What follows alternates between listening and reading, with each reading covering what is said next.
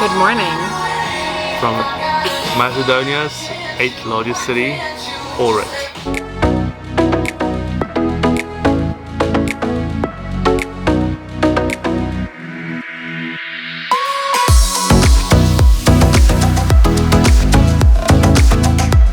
Just got done with breakfast and we are heading to Lake Ohrid right now, and it's actually one of the world's oldest lakes and one of the deepest. The deepest point is about 288 meters. I'm pretty excited to see, and when you walk through the town center you can see that it's definitely some old, some new, like most of the cities that we've seen in North Macedonia.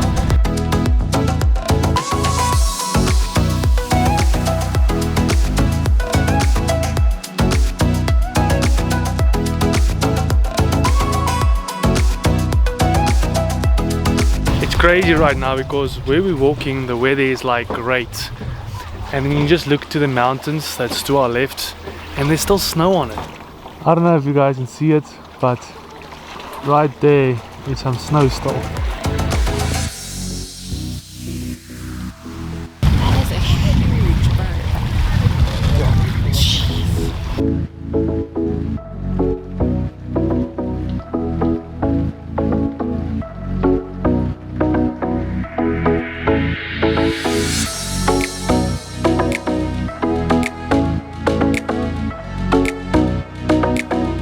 So one thing you must do when you come to Ohrid is come see the Church of St. John, and it's rumored that the church was dedicated to John the Apostle, who wrote Revelation in the Bible. The records are a little fuzzy on when exactly this church was built. It really is a sight with the water in the background.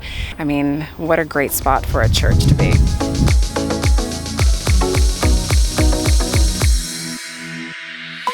So Ohrid has been called the Jerusalem of the Balkans, and that is because it once had 365 churches in the city, one for each day of the year.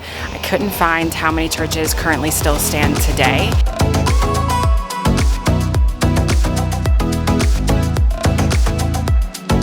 Before we came to Ohrid, I thought it was a huge, massive city in North Macedonia, but only has a population of about 50 to 60,000 people here.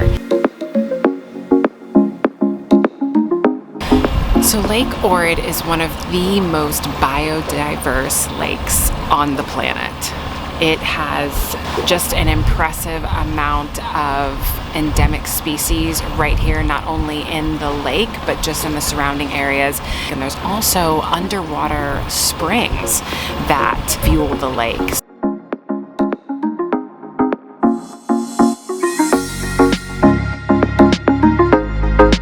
So this lake consists about 70% of it being in Northern Macedonia and 30% being in Albania, and Albania is right there somewhere.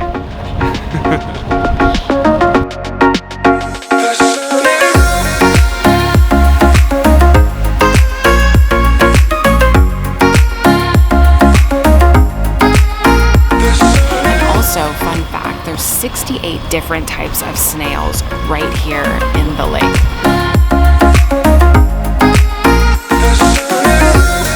That was much needed. Oh, that was so relaxing. Yeah, that was really, really nice. Could stay on the water forever. Yeah. But we are on the lookout for some freshwater pearls. There's a special little method that they only use here in Lake Ohrid, and they make it from a certain fish's scales, and we're pretty curious about it because that's pretty cool. We're gonna go and see if we can find any of these pearls.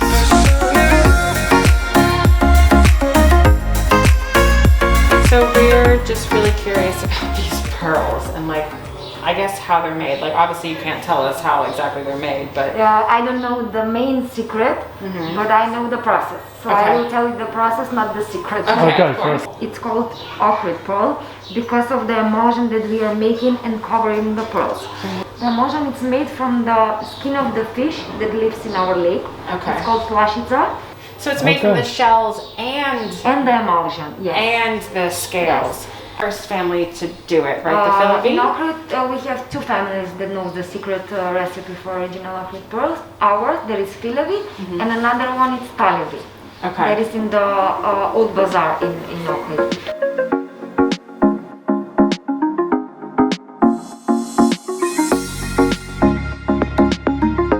Well, that was nice. And that guy right there, that's the 4th generation family member that's making these pearls. Pretty cool, right? They were so sweet, so lovely to take the time to explain everything to us.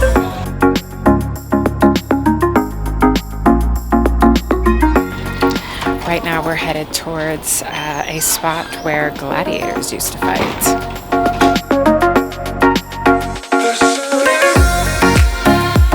Alright, it's been 10 minutes since the GPS said we have 10 minutes. And we've asked a couple people Yeah, where this thing is, and we we got I don't knows.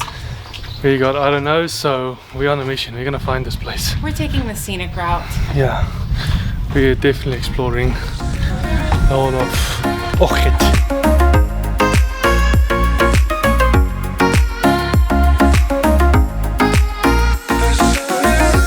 So this used to be a theater when the Roman Empire was still in rule, where they actually executed some Christians. After the empire fell, the locals actually took this place and they just covered it up because it was obviously very unliked. And it was only discovered in the 1980s. So this place is relatively new, well, newly discovered. And you can see it's pretty well preserved. So in this place there was also gladiator fights and some performances. That's why it is built in like between two hills, because that helped a lot with the acoustics of the whole place.